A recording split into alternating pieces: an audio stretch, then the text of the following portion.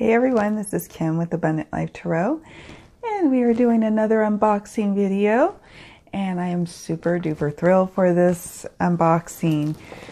Yeah, I'm just thrilled. I've been trying to scale back my purchases this year, and if I look at my handy dandy spreadsheet, it will show that I have, and really a lot of what's coming to me now is pre-orders, with the exception of like maybe one or two decks in the recent months that were not pre-orders or not like new decks. So I don't know. I'm doing my best on managing my collection. But this is unboxing. I already opened the box to prevent us from having to wait around. This is the unboxing of the gorgeous Moonchild Tarot. Let me just say, first of all, it's heavy. This is heavy. This was a surprise. I was not expecting this deck anytime soon. To be honest with you, I was kind of hoping that my deck would come into the next rounds of the pre-orders. Like I was hoping I was some of the last because of the book issue. I guess maybe the last couple of court cards in the Pinnacle suit and the Guidebook is missing. And I was hoping that I wouldn't have had to deal with that issue. And if it came now, it feels like I'm going to probably have to deal with that issue. And I haven't quite decided how I'm going to deal with it if I was affected by it. So we'll see what we get, right? All fun and unboxing. But I am probably in the small minority of folks who are tarot deck collectors of modern day decks, because that's what I like to think of myself as, a modern day tarot collector with some throwback tendencies. I did not really gravitate towards the Star Child Tarot, and I've had like my friend Nia Thrice show me, like she did an actual beautiful walkthrough of the Star Child Tarot. And it definitely... Bishop, are you okay? Sorry, my dog. Oh, he's just playing. Thought he was choking. I'm always thinking that dog is choking. So she showed it to me, did the run through of the cards. Look at the box, guys. Look at that box. Oh my God. And I was about to buy the Star Child, but I would psych myself up to go get it, and then something would happen where they would sell out, and then they need to like restock again. And so in that interim time, I decided I just want to just see how I feel with the Moonchild first, and then gauge to see how I feel about the Moonchild, then get the Star Child later, because I felt instantly drawn to the images in the Moonchild than I did in the Star Child. I am Aquarius, so an air sign, and one that you would think that would gravitate towards that deck, but I just don't. I found it too airy for me. And sometimes I need, as an Aquarius, I need more decks that kind of bring it down to the earthly realm. I spend all day in the astral realms and in my mind and everywhere else in my mind, that it's nice to be able to get grounded with a solid deck that's here. This seems like it has a nice combination of all the elements, which I appreciate. Whereas the Star Child seemed a little too airy for me. Again, there's some gilding, or some what do they call this? What do you call them? The gold, shiny. I'm at a loss for words. I forgot. You all know what I'm talking about. There's like a texture here on the box too. This is a little bit raised. Here's the back.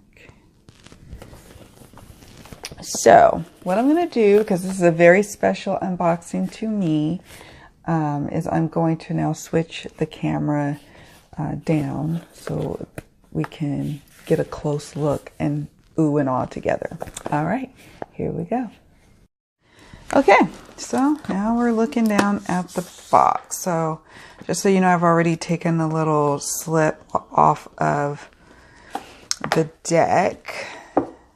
there was like a clear slip that holds all the cards together. I already took that off. Here is the gorgeous guidebook. My goodness, look how thick it is. This is a guidebook. I mean, albeit small, but it's still a chunky one at that. Wow, here are the card backs. And let me do this. Let me turn my light so you guys can really see the power of this gold foil on the back here. Because you've got the gold foil here, if you look in the light here. Yeah, it's so pretty. And it's got the raised, or like this this texture. It's raised, and I love that. Such quality, this gorgeous deck. You are the dance of light and shadow. And then here, cover, some Egyptian influences. And yeah, here's the backs, reversible. And yeah, it is just so gorgeous. You can see the foil too, the gold foil on that as well. And I think when the original design of this deck, when it was first born, it was a deck that was going to be more like the Vintage Wisdom Oracle in terms of like how the people looked, and it was kind of aged. And then over time, it kind of morphed, as projects do, with influences, Egyptian influences. So some people have complained about that and not really like that. And I actually don't mind it at all. In fact, I think it's a nice touch. So yeah, all of the feel is matte and luscious. This part of the box too. It's just like, oh, beyond satin. It's not even satin. It's like creamy. For lack of a better word, I don't know. All right, let's get started with the cards. Let's look at the cards here. Now, I wanted to compare stock and size. Okay, let's do that. So I'm going to take a look at my textured tarot, because this one has similar card stock, but not, I mean, it's a little bit more, it's not as matte as the Moonchild. So, and it's a little more bendy than the texture, but I think that's solely because the textured is quite a bit smaller actually in terms of size. Yeah, so it has a little more bend, probably because of its size. And it's considerably bigger than the textured. And then if we were to compare it to the Bohemian Gothic size, here's the card of the day for myself, Four of Swords, and it definitely has turned into a beautiful Four of Swords kind of day. All right, here is the size comparison. Looks like almost same height.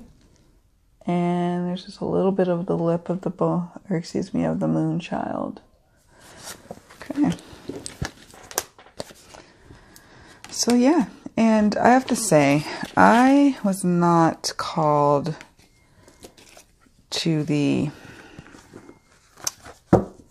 Star Child like I was definitely called to the Moonchild. I don't have the Star Child, as I probably mentioned.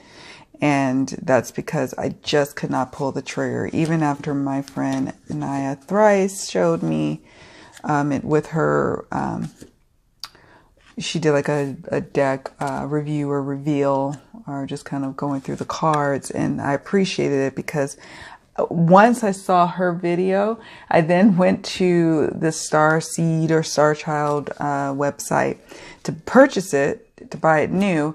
And then lo and behold, let's go ahead and start looking at the cards. Lo and behold, it was sold out like they always do, which is telling. It means it's a very nice deck, I'm sure. Look at the gold. Look at that gold gilding. My God. That's so gorgeous.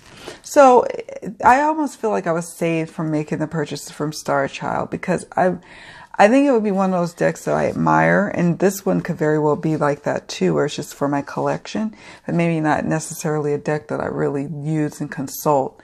And eventually maybe I will get the Star Child. Maybe I might pick it up secondhand. I don't know, but usually people aren't willing to part with the Star Child for anything less than pretty much retail. I mean, it might be slightly cheaper when you buy it secondhand, but not much. So I'd have to really think about it. Here's the full card.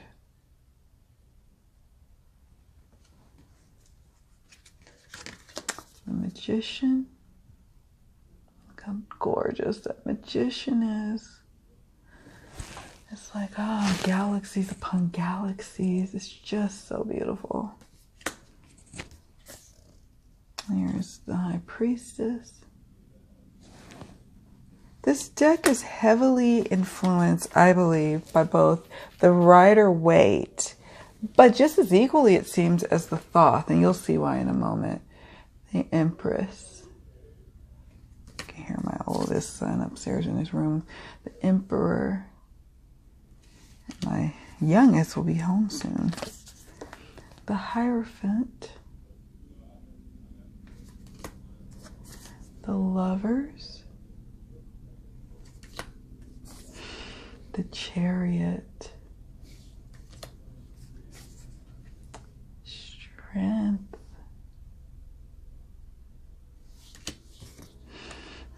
The Hermit. I really like this Hermit card. And the reason why is like it shows the Hermit's journey, really. The Hermit, you know, goes within, goes inside, goes internal, and then emerges on the other side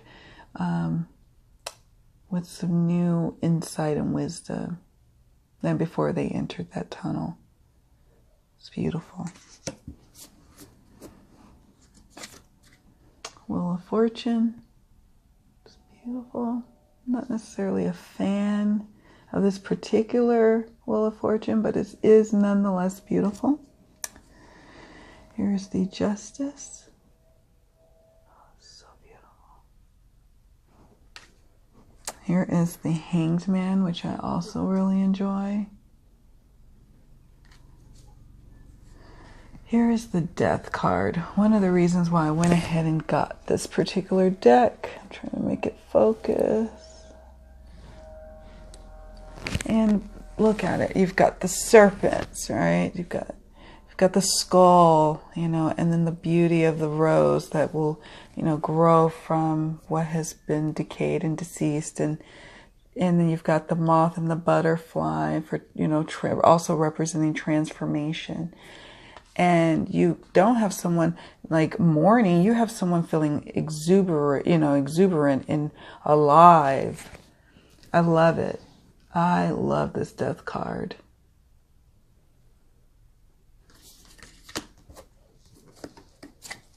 Temperance.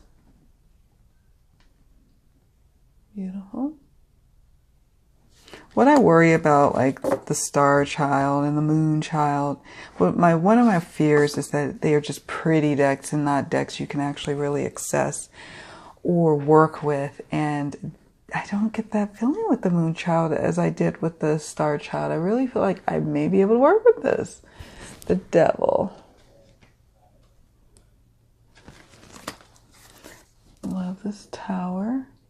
It's like very RWS traditional, with the exception of like the illumination inside the tower. So beautiful. I feel like, yeah, okay. I was like, where are we going? The Star. The Moon. Beautiful. Love the Sun.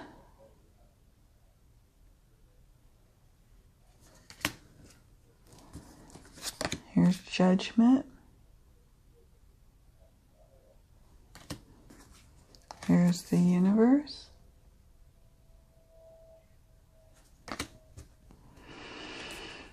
Here's shadow work. And I'm off your shadow work like there's nothing to be said about shadow work. This deck comes with 3 bonus cards. The next 3, I'm sure, are the bonus cards here. We have the shadow work card, the divine wisdom card, and the Moonchild card. And the divine wisdom matches the guidebook. Except it's facing this way. And it's got the symbol here. I forgot. Is it hermetic? I forgot the name of that symbol. And then it also correlates or matches inside of the box. Really pretty. And then we got the gorgeous shadow work. So I'm going to set these actually aside because we'll look at the guidebook and see, just get some keywords or various little excerpts. See what they mean. Then we move into the Ace of Pentacles.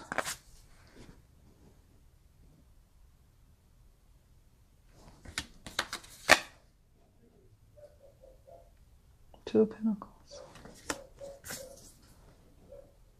3 of Pentacles. 4. 5, 6. I love this. 7 of Pentacles.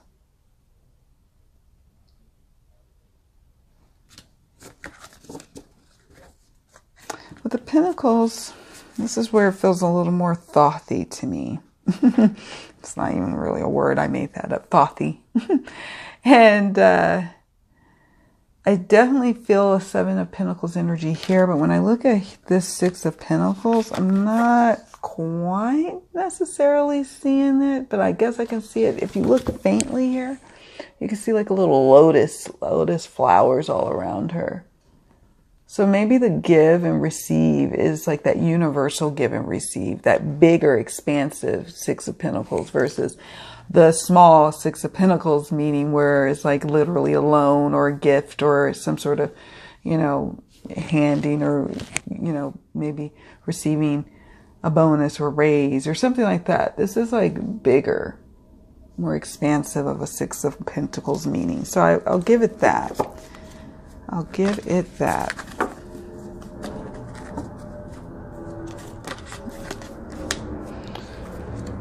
Eight of Pentacles. Oh, look at this 9 of Pentacles.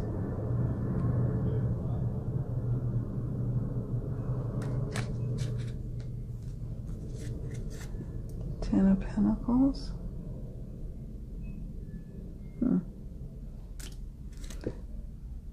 Page of Pentacles. It's gorgeous. Oh, I love that. Knight of Pentacles. The queens in this deck are so beautiful. Queen of Pentacles. King of Pentacles.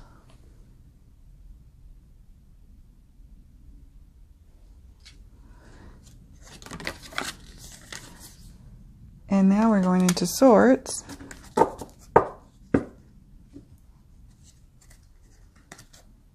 Ace of Swords. 2 of Swords. Oh, can you feel the mood in that card? I can. That's beautiful. 3 of Swords. Oh, I love this 4 of Swords.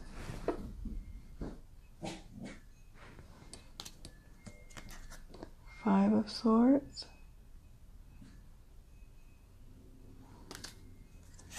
6 of Swords. See that?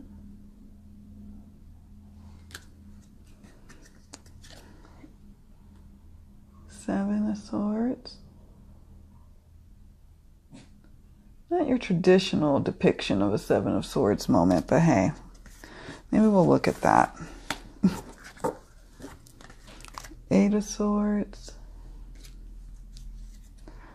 Nine of Swords. 10 of Swords, which is your traditional there. Page of Swords. It's gorgeous. Oh, yeah. Knight of Swords.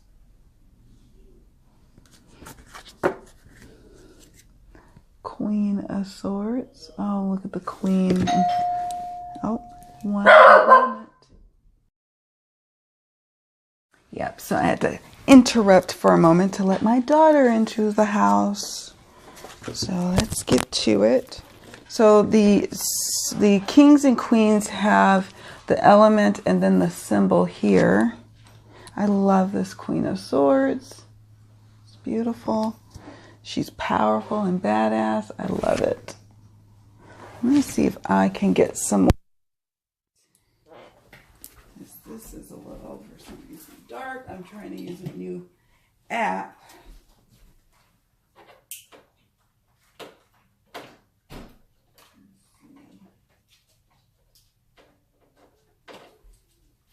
Maybe that'll just be all I need. Now we have King of Swords.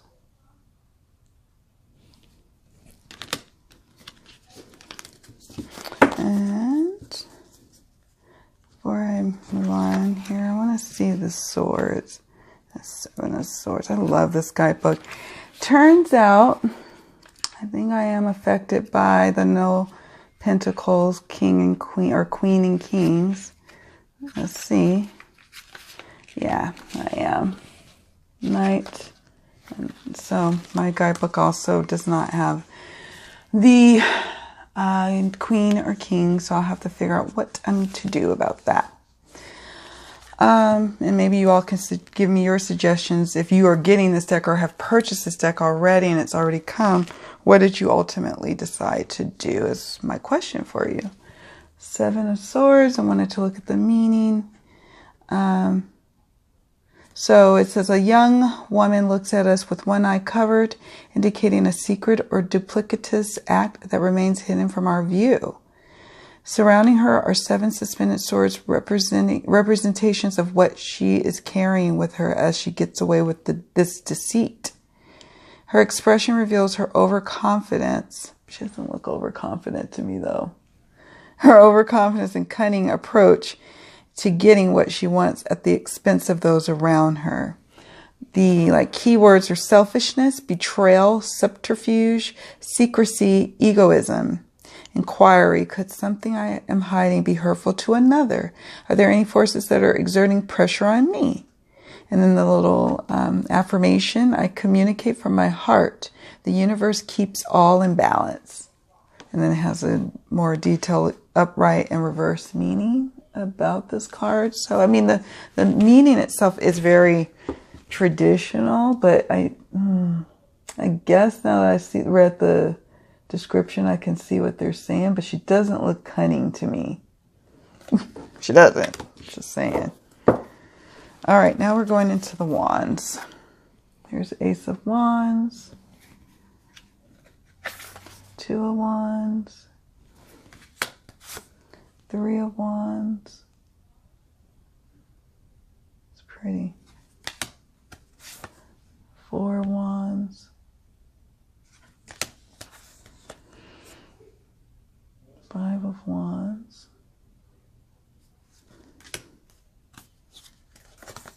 Six of Wands.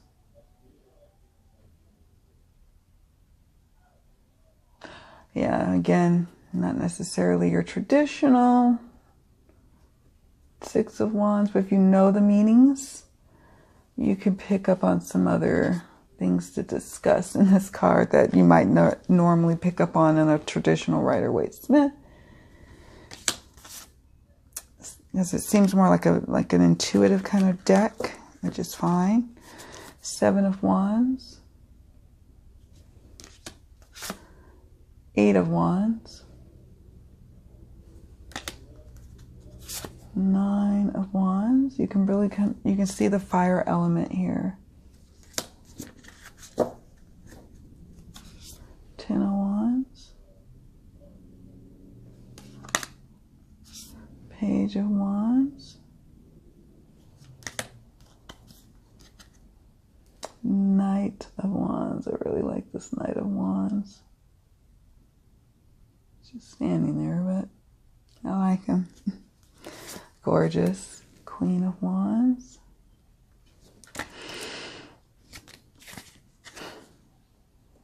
And a strong King of Wands.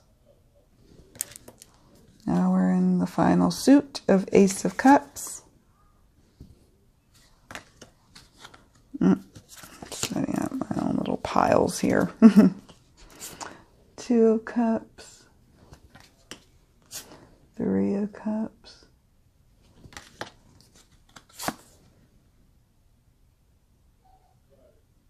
I can see 4 of Cups here. I can see this. The card's pretty. And I can actually see the meaning and depicted in the card. 5 of Cups.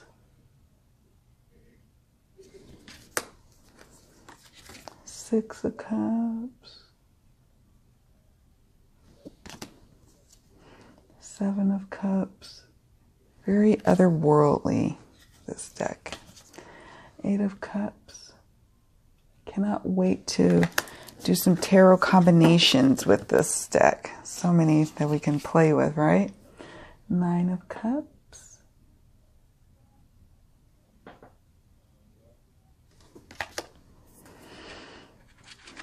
10 of Cups.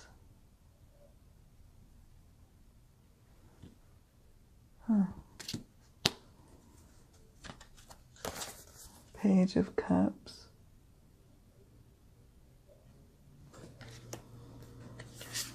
Knight of Cups. One of my favorite queens in this deck. Queen of Cups. And the King of Cups. I know some people, they weren't a fan of the fact that it didn't lean towards its original beginnings. When I remember seeing the original photos where it had like a little faint little frame, or I guess a border was, and it looked definitely more vintage wisdom oracle than the depictions now. But I think nevertheless it's still a beautiful, beautiful deck of high quality materials. I mean, just gorgeous. Everything from start to finish. I mean, there's a couple of things that I would change. If I were the deck creator, I would add like a little ribbon. This is just little minor little things. Add a little ribbon since it's such a deep box to help pull it out. Otherwise, I'll just be tumbling the cards in the book out. That would have been a nice touch. Obviously, a nice touch would have been having the complete booklet. But, you know, sometimes these little accents that happen can add value to a deck. You know, if you're a collector, and, you know, these quirky things that happen in deck creations, or it could also devalue it. It just depends. But I have to definitely decide on what I want to do with regards to the guidebook. I haven't decided yet. But it is a quality guidebook. It's in color here. It goes over the moon. Let's see what it goes over here. It's got a table of contents, introduction. Now I'll read this later to myself. I won't bore you with all those details. A little letter from Danielle, the creator. And Mama Luna, she says. Oh, so beautiful. A lunar story or history. Polarity and the divine. The goddess. A history of tarot.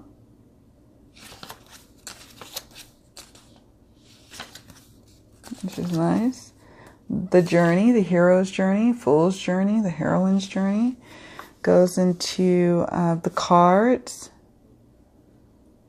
explaining traditionally what comes with the cards and the major arcana and the physical material planes it divides it, the mental psychological planes, the spiritual astral planes. So in 3 categories, that includes all the major arcana.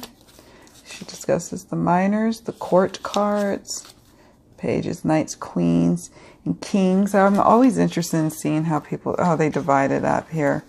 The pages, someone who is young, naive, lighthearted, playful, energetic. The student, the inner child, innocent, immature. They appear in life as youthful energies or people. The knight, someone who is ambitious and optimistic, a dreamer, displays a dualistic personality. Self-contradictory, a lack of foresight, but great determination. Hasty, impulsive, naive, risk-taking. Queen, someone who is receptive and mature in their outlook on life. Knows how to pick and choose their battles. Nurturing and protective of others. Spiritually inclined, creative, inventive. And finally, the king, someone who is more extroverted and authoritative. Mature, makes decisions from a logical stance. Communicative and articulate. A leader, projective, more conservative than most, unlike his knight. And she explains the different minors. I mean, she really goes into details. She goes over reverse cards, shuffling before the reading, imbuing your cards, moon bath ritual, reading your cards, reading for others, working with the moon, beautiful, tarot and the moon, which I'm going to definitely read up on. She breaks down the different moon phases, waxing, waning, new moon, crescent, first quarter, gibbous, full moon, disseminating moon, third quarter moon, balsamic moon, tarot moon map. Let me see. Oh, it's a spread. And then it goes into the majors. And then the minors. And with the majors, it has the, the little thumbnail picture here, smaller representation. The keywords, a description of the image, inquiry, astrological association, gemstones even. Wow, that's pretty and cool. High priestess, upright and reversed meaning. Same for, I think she does the same treatment for the minors as well.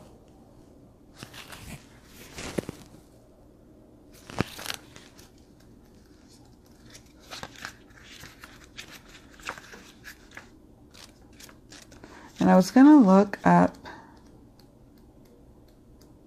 these particular bonus cards. Here we go. Just looking at the keywords here and maybe some key excerpts. She explains the bonus keys and how to work with them. So for this one, shadow work, the keywords here are illumination, balance, synergy, healing, and acceptance. There's a description of the card, the affirmation, a quote, and then a very long explanation for this card, it looks like. Even more so than the majors. I mean, it is part of the majors, but a more detailed. And divine wisdom. Akasha, awakening, higher self, unity and expansion. I ally myself with the divine Isis. And that's an excerpt from the Egyptian Book of the Dead. And then its inquiries, how is the universe expressing its wisdom to me? What new forms of knowledge awaken within me now? It's gorgeous. And then the Moonchild. So beautiful. Magic, ritual, connection, abundance, manifestation. I speak with the moon and she speaks with me. How can I connect with the wisdom of the moon? What moon phase am I currently in at this time? You have some different questions you can ask. It's really quite powerful. And it is such a shame that it doesn't include the entire book. But, you know, these things happen when you're, you know, they were trying to rush. I'm trying to get this to focus. Probably trying to rush it to finish because everybody kept probably bothering them, including myself. Like, when's the deck coming? We can't wait to get our hands on it. Please, please release it now. So that's what happens. You know, mistakes they happen when you're trying to get the deck. And so I try to temper my sadness over the fact that it's not a complete book, but the fact that I know that the deck creators put their love and heart and soul into it, and it would never be their intention to shortchange us. And so I'm sure that they'll find a remedy that will help us along with dealing with this issue. But yeah, this is quite the deck, guys. I mean, beautiful craftsmanship, just divine, smooth, matte cardstock, good cardstock. I'm not going to riffle shuffle these at this point. If I regularly use them, you best believe I'm going to start riffle shuffling them. But if they're more for my collection than anything else and really using them, then I may never riffle shuffle. We'll see how I'm called to use it. I'll probably do a deck interview to see how it wants to play and how it wants to be used with me. I've actually, when I did deck interviews, I've actually had decks reveal to me they just want to sit and be pretty and be played with and shuffled, like hand, you know, overhand shuffling than anything else. And so I honor that if that's what the deck wants at that time. There are times I will redo a deck interview with a deck I've either used a lot or a deck I hardly used, I stopped using after a while, to see how I'm to use it now. So I don't just do the deck interviews. If I do them just at the beginning of when I get a deck, I do it periodically. Check in with my decks, if that makes any sense. All right, guys, this is my unboxing, my reveal of the lovely Moonchild Tarot. Thank you all so much for watching it. Let me know your thoughts. Let me know also if you got the deck and if you pre-ordered it and you got the missing pages in your book as well, and what you plan to do on remedying the situation. I'm curious because it'll help me inform myself on what I need to do next. All right, guys. Thank you all so much for watching. Much love.